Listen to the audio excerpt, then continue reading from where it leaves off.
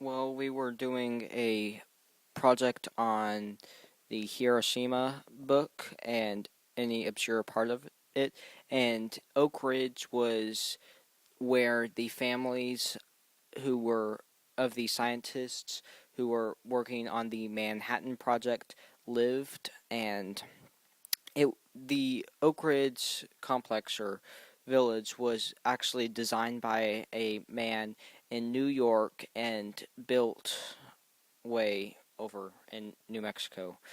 Um, and they had about four different home designs to make it more appealing. This is a Type D house, which my grandfather and my grandmother actually, my great grandfather and my grandmother lived in.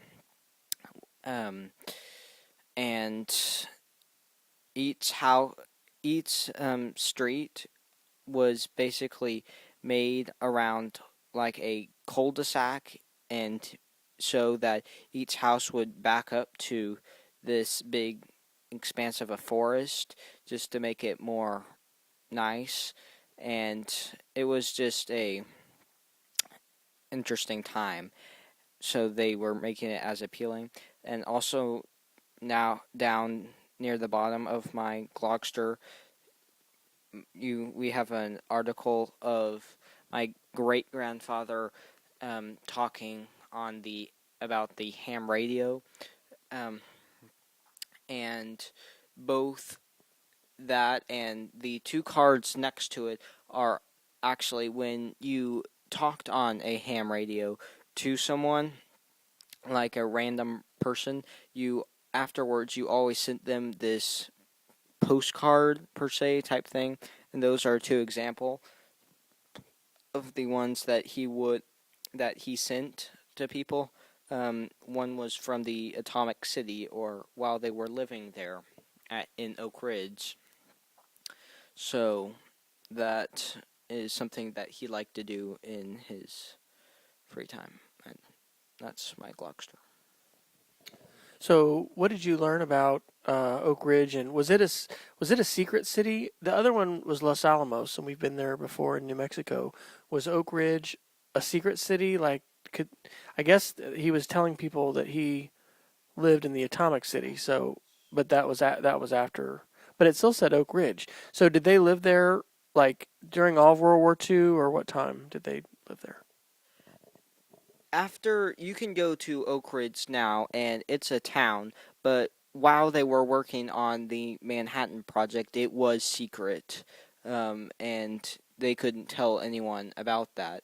But those cards are probably after that time, after World War II. So one of the things that you got a hold of too for this project was a recording of Fred Macpherson, who was a friend of Richard Henley, your great grandfather. And were you able to listen to that and learn anything as a result of that recording? And what what all did you get from Nana or your grandmother? Because there's some stuff you've got here. Were there more things that you got, and what kind of things did you learn as a result of all that? I mean, it was just nice hearing all of that and talking about the day to day experiences and just some of the stories and lots of how growing up there and working and living there. Did you use all the materials that Nana gave you, or was this just some of them? I used most of them. There were a couple pictures that I did not include, but this is most of them. So this was a really neat project for you, discovering some of our family history and things that, I mean, I've heard some things about, but I think it was kind of neat in the way that you have breathed digital life into this era of history, and you anyway have just given us an opportunity to really remember it. And I think we're going to do an interview with Nana at the end of October to kind of get some more of her stories and more memories and things like that, because both of your great grandparents are not with us anymore and have passed away. Let's talk a little bit about using Glogster. How did you learn about Glogster? Why did you choose it as a tool? And what did you think of it as far as limitations? What was good? Were you talk a little bit about that? Well, I first learned about Glogster from some presentation I heard one of my dad's friends do.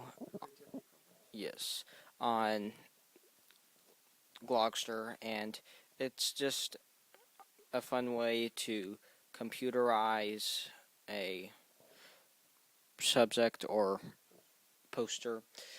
You can do some more with it, and it looks more appealing when it's on a computer. So it's fun to do. So talk about your process. What did you have to do to create this?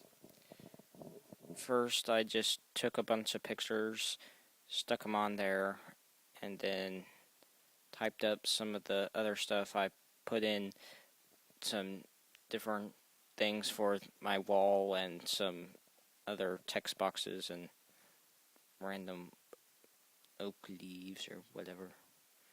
So, and then I also added in some audio, but yeah. Okay. So how did you get the audio in here, and what'd you do for that?